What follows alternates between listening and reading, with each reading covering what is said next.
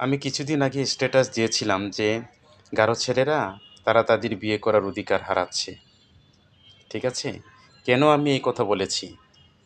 কারণ এজন্যই বলেছি যে এমন সময় আসতেছে যে গারো ছেলেরা বঞ্চিত হতে এমনভাবে বঞ্চিত হচ্ছে যে সমাজে বেঁচে থাকা তো দূরের কথা, গারো মেয়েকে বিয়ে করার অধিকার পর্যন্ত গারো ছেলেরা হারাচ্ছে। এটা মনে রাখবেন। এটা একমাত্র এই গারো ছেলেদেরকে তাদের ন্যায্য অধিকার থেকে বঞ্চিত করার কারণেই আজকে আমাদের এই অধিকার থেকে বঞ্চিত হতে হচ্ছে। এমন সময় আসবে গারো ছেলে এবং এই সমাজকে গারো মেয়েরা লাথি দিয়ে বিধর্মে চলে যাবে। তখন বুঝবেন যে আসলে আমার এই কথা কতটুকু গুরুত্ব ছিল।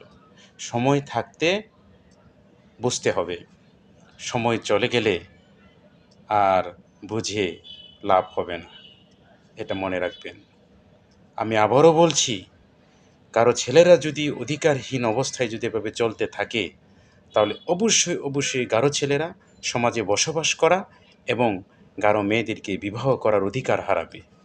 100%, 100% আই এম চ্যালেঞ্জ।